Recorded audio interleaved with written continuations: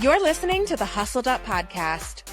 We're Holly and Laura, besties since birth, cleaning business owners, multi-passionate doers, and founders of the Hustle Haven, a modern business education and networking collective built for fellow entrepreneurs who crave growth, support, and real connection. Now, we're your go-to girlies for the real side of entrepreneurship. We're covering wins, fails, and the messy middle. So come on in and let's talk branding, booking, burnout, and everything in between. If you're in serious need of tips, tea, total transformation, and that let's freaking go energy, you're in the right place. Grab your earbuds, turn up the volume, and let's hustle up.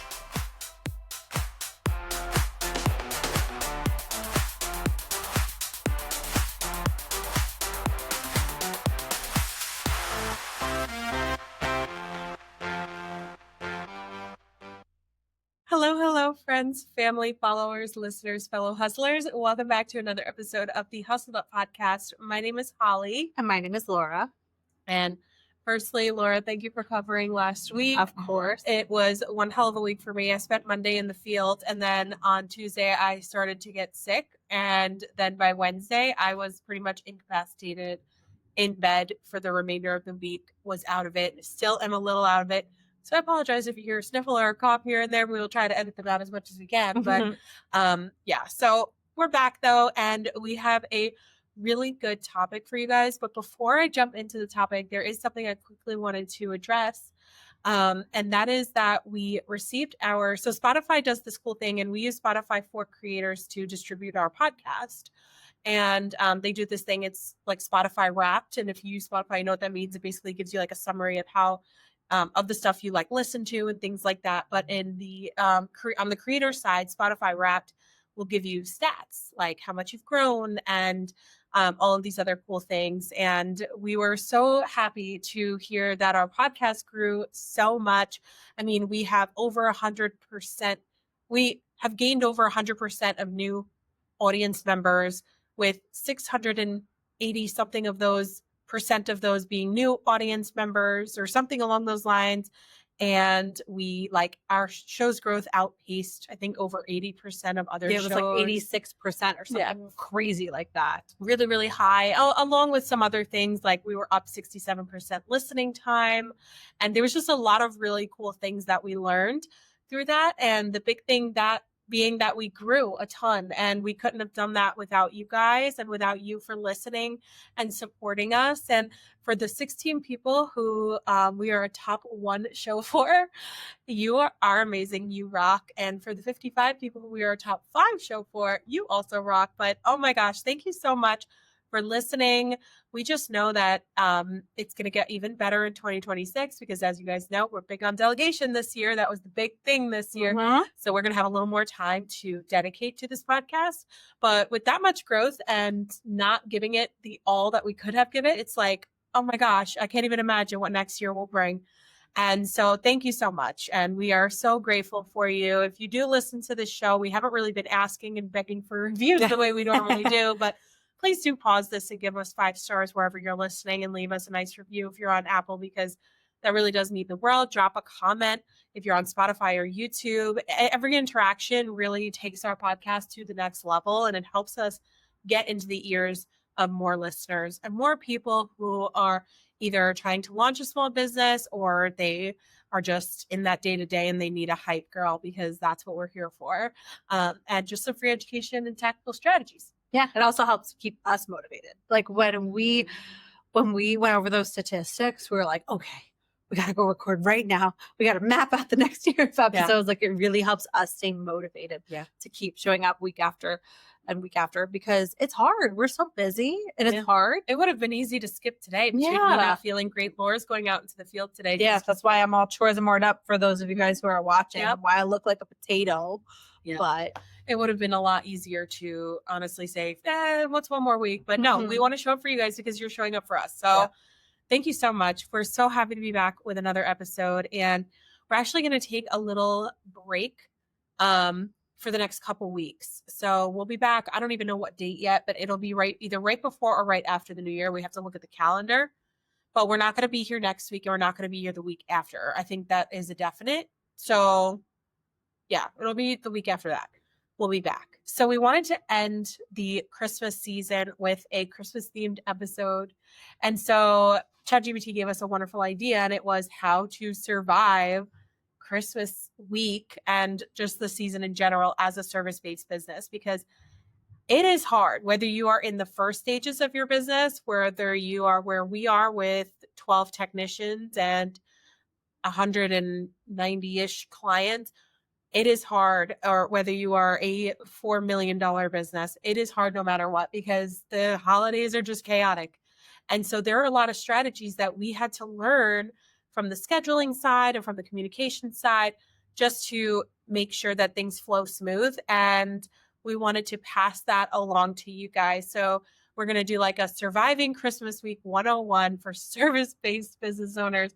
So if you want to learn more about how we structure our Christmas week and just how we survive the season in general, keep on listening. If you own a home service business and you are struggling to juggle quotes, invoices, client reminders, communications across every single platform, the works, you need to stop what you're doing and listen to me right now. Jobber has been keeping my business running smooth for years. I swear by it, and I need to tell you all about it. From managing 11 technician schedules to invoicing to automated client reminders and so much more, Jobber makes my life easy.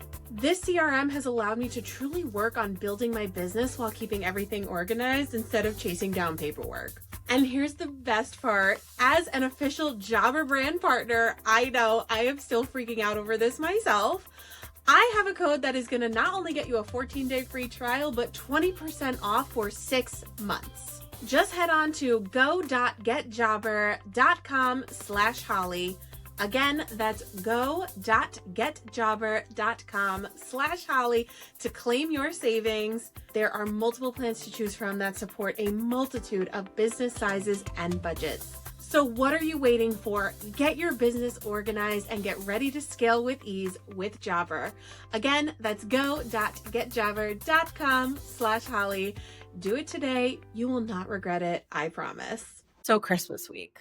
And like really the week before, maybe the even whole the month, season, honestly, is a doozy. It's crazy, especially if you are a cleaning company owner. Really, like, I just feel like every business gets crazy during the holidays, but everybody wants a cleaning before they host or whatever the case may be. Or maybe they just want to treat themselves to the gift of cleaning cheer, joy.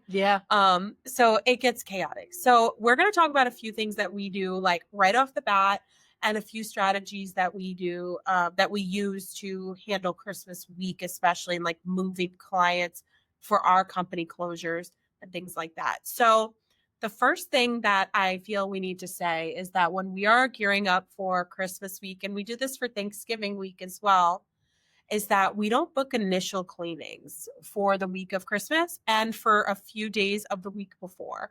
So we really try to like minimize initial bookings. And the reason for this is that whether you close on just Christmas Day or you close on Christmas Eve and Christmas Day, or in our case this year, which I don't know if we're ever going to do this again. Yeah, I think this was a one and done, which we'll talk about. Yeah. But luckily, I don't even think we need to worry about it next year. Yeah. Pretty sure Christmas is on a Friday. Oh, hallelujah. I can't wait till Christmas is on like a Saturday or something. I think the year after, 2028 will be our year. 2028 is going to be a good year. 2028 or maybe 2027, maybe. But either way, we are, we decided to close on Christmas Eve and Christmas Day just because we don't want, we want our technicians to be able to enjoy time with their families, and we don't really want to work either. Like, no. I'm in the Christmas joy. Christmas is a 2-day holiday. You get Christmas Eve and Christmas Day.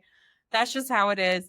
So we also decided to give them an optional day because the day after Christmas is a Friday this year. So we thought it would be very nice and generous to offer an optional work day. And to our surprise, a lot of them took us up on it. Everybody except for 3 people.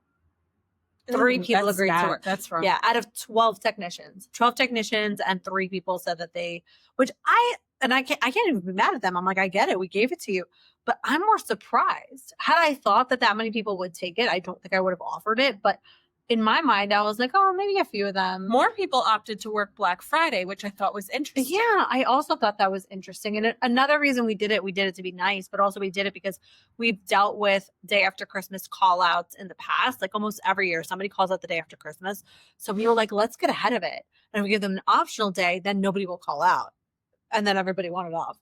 So it bit us in the butt. It really did. No good deed goes unpunished. Really, though. So luckily we knew, okay, well, first of all, we gave them, they had to like decide whether or not they wanted to work pretty far in advance. Mhm. Like we needed to know by the beginning of the month because we needed to know how we were going to approach the week. But regardless, block your week off from initial cleanings. Do not 100%. book any. You're going to think, oh, it's my busiest time. I can make lots of extra money. I can squeeze in deep cleanings here and there.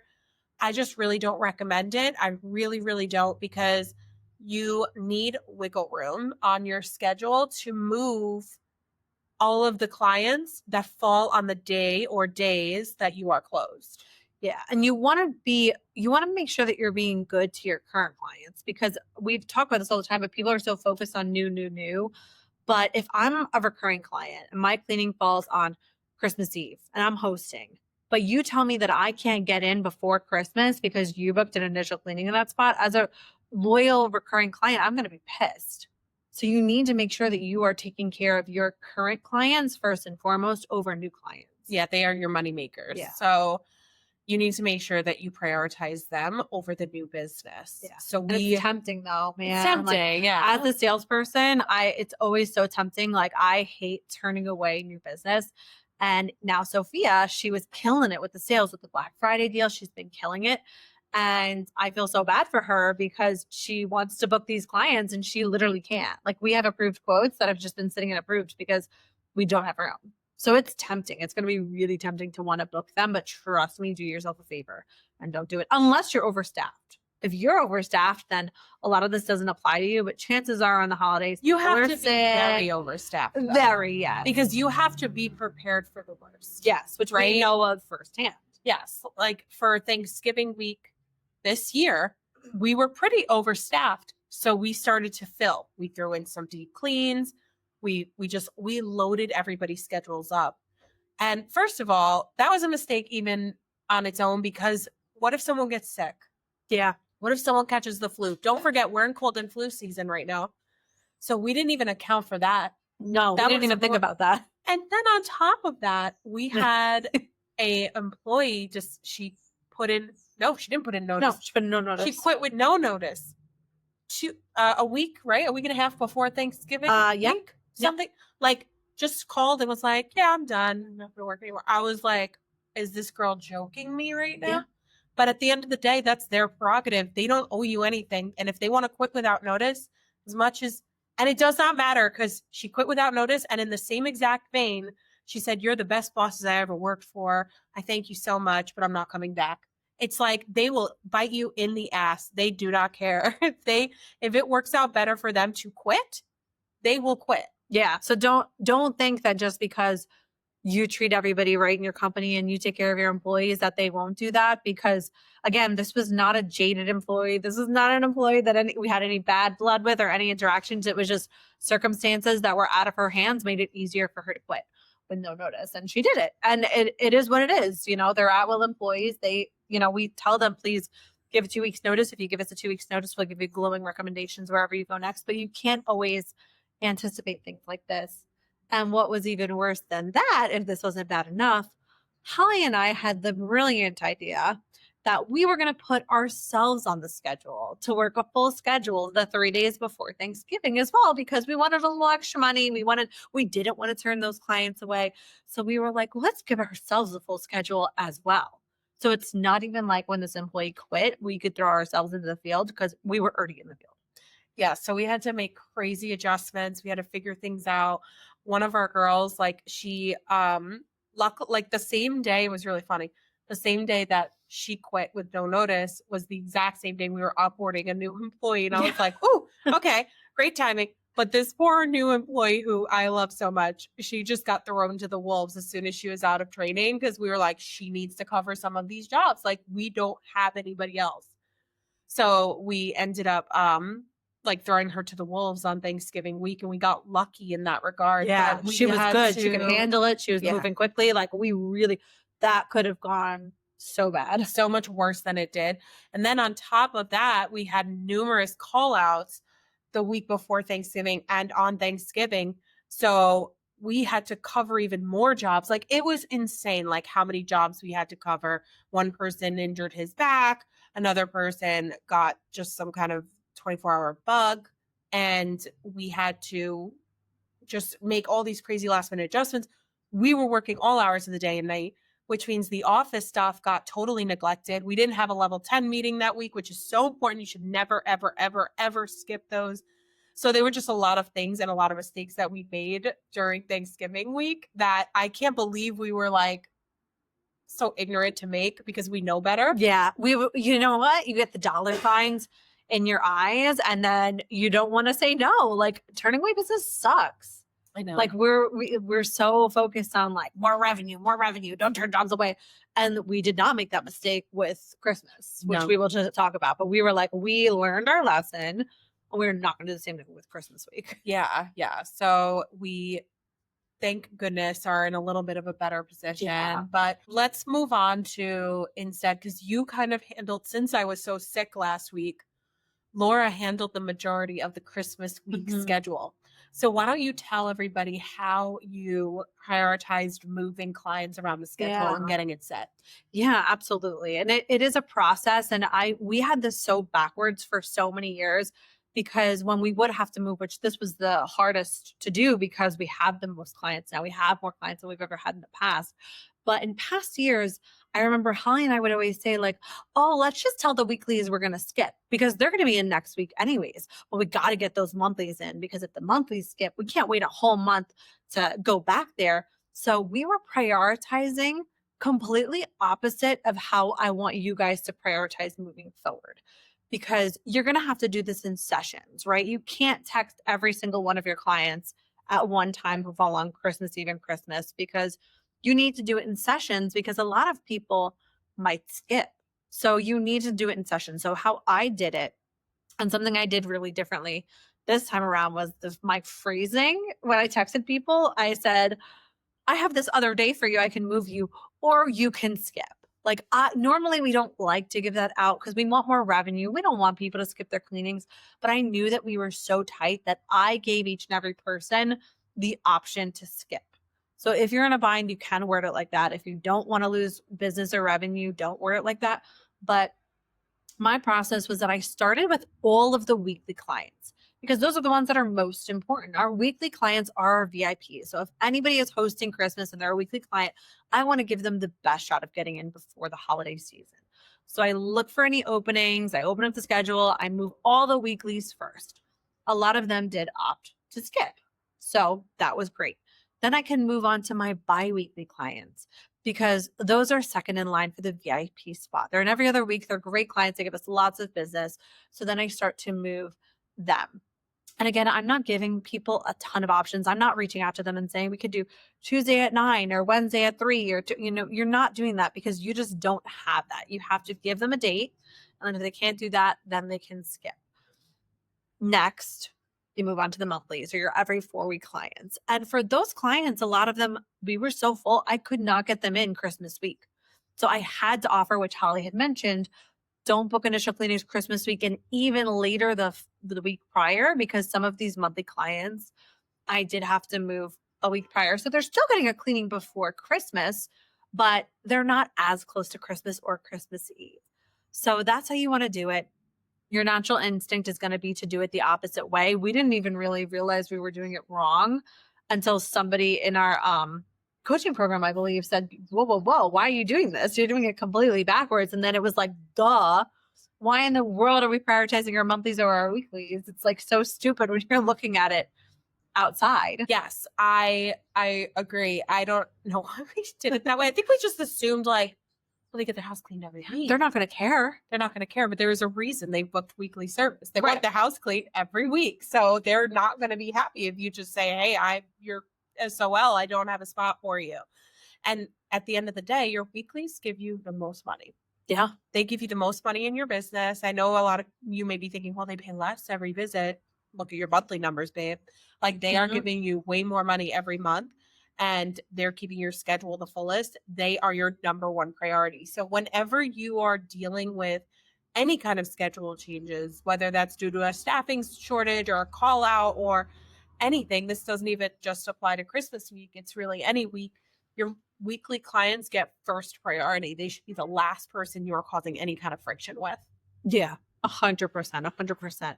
And then when that was done, because I wanted to make sure I got those 2 days done first, when that was all said and done, then I moved on to Friday. And like I said, we did have 3 technicians available. So, we kept on whoever we could keep on. And the way that I prioritized this was strictly route optimization for my techs. I had 3 techs available. I needed to choose who was going to stay on the schedule. So I wanted to, of course, first and foremost, if, Kim, for example, could work, I want to keep Kim's clients on because they're used to her. But if there was other people that were on, I strictly went by route optimization. These technicians said that I can come in the day after Christmas, which I love and appreciate. I don't want them driving all over the island. I want to make sure that they are done with their day as soon as possible, go home, start their weekend early. So that's how we did it. And it really is going to depend too, because you might not even be able to offer all your clients before Christmas. It really depends on how many of them are willing to skip, because Yeah. that's a big factor. Yeah. And some people may not be hosting, just keep in mind. So if there is a way for you to be strategic and say like, hey, if you're not hosting, we also have openings the week after, that is another option. Some people may be like, okay, I'm okay to wait a week to, figure this out and get my cleaning done and whatever, because maybe they're not hosting, maybe they're going away for the holidays, whatever it is. So there are ways to also work that into your strategy and into your plans for that week. Yeah, especially if you're way too full. If you're way too full, definitely ask that. You could even offer, which one of our clients actually gave us this idea because we were there the day before Thanksgiving and she was like, well, I'm not hosting. You guys could have moved me, but I am hosting Christmas. So we made sure we got her in for Christmas. But she was like, what's something really cool that you guys can do is offer your clients who are not hosting to go after the holiday for a very small discount. So that's another strategy. We didn't have to do that, but if you're really overbooked, you could do that too. And it doesn't have to be big. You could do like a 5% discount or credit on a cleaning or $10, something. whatever. Yeah. Yeah. She called it a deferral bonus, which I thought was cute. Yeah. So that was something that we kept in our back pocket, which we will use if we ever need to. Yeah. But really, at the end of the day, the most important thing is to always make sure you are overstaffed. Yeah. Like, make sure you have a plethora of employees and make sure that, they understand that they are to be available for full days. Like, if, whatever you tell them, like if you hire somebody and you say 9 to 3, make sure they're available 9 to 3. In our case, they have to be available 8 hours from the start of their shift. So if they start at 7, they are expected to be available until 3.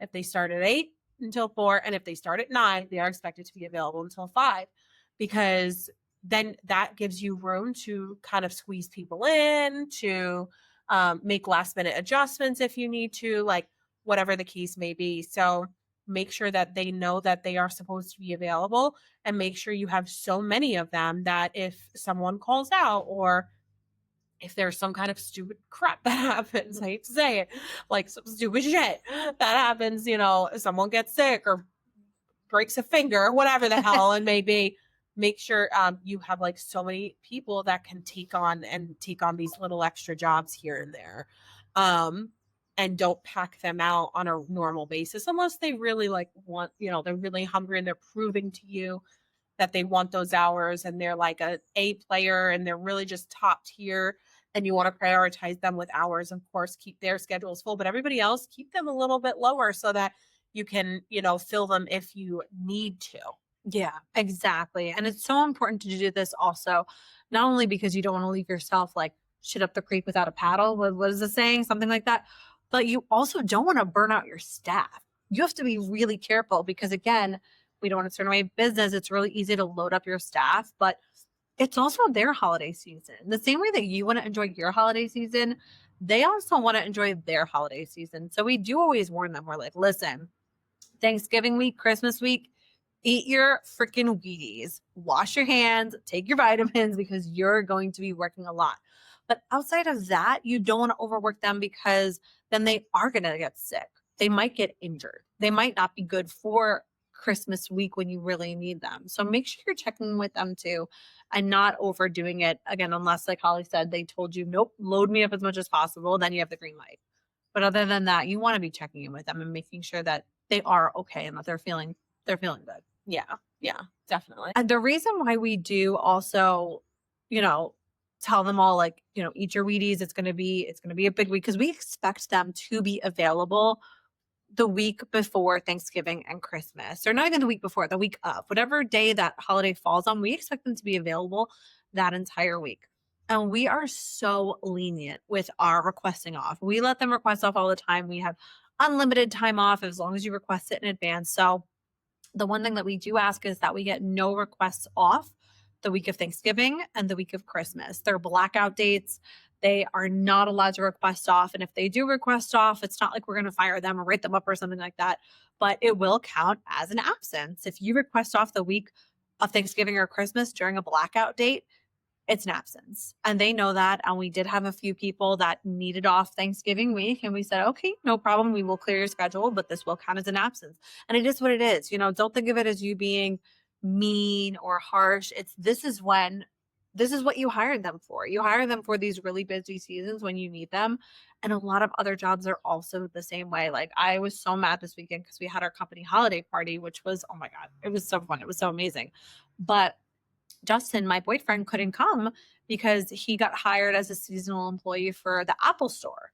And he requested off way in advance. And they said, no, we hired you for Saturdays during the holidays, so you cannot have off.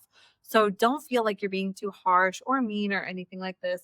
As long as you're treating them well and you have fair policies when it comes to attendance, I think it's fine to black out. Other companies black out like The entire way month. more than we do. Yeah. Yeah. I mean, at the end of the day, how I see it is our responsibility as business owners to make sure that we are adequately staffed enough to handle like the weeks in between. But when it comes to Thanksgiving week and Christmas week, this is when we have multiple closures. So we just we can't allow people to take off. So another thing that we do, which hopefully minimizes it a little bit, is when there is an unexcused absence, or an absence in this case, you can't use PTO for an absence. So if they requested off the week before Christmas Eve and then also wanted to use PTO, no, that's an absence. You can't use a paid day for that. So these are just ways to kind of incentivize them to show up to work. But at the end of the day, I tell them this all the time. I say, I am lenient all year long because I need you for these 2 weeks. Like, I need you to show up for these 2 weeks.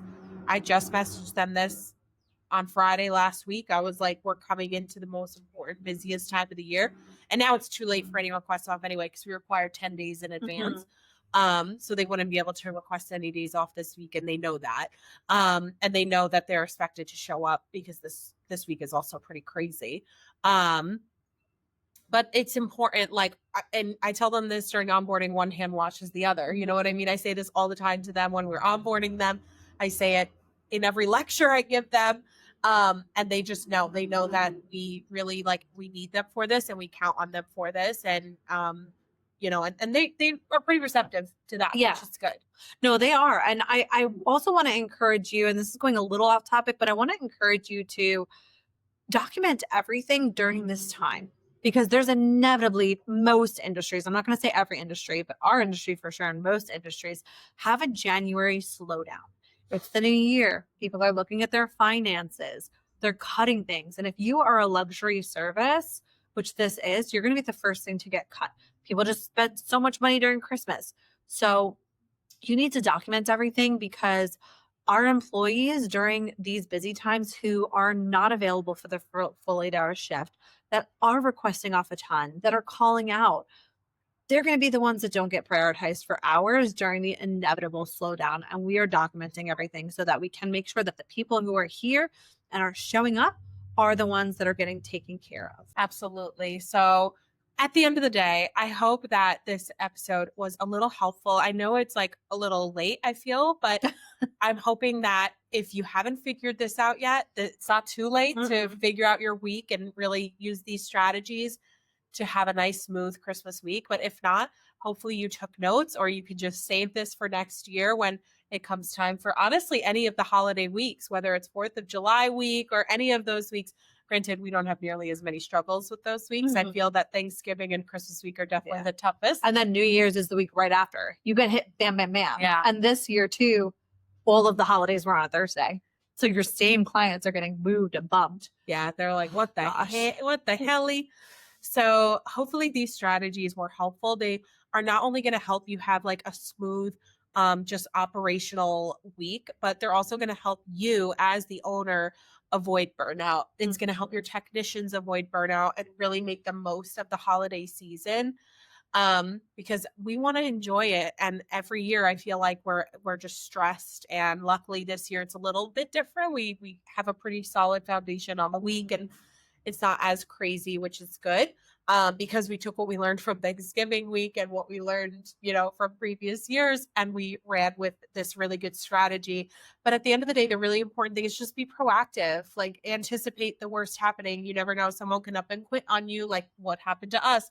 Somebody could get sick with mono.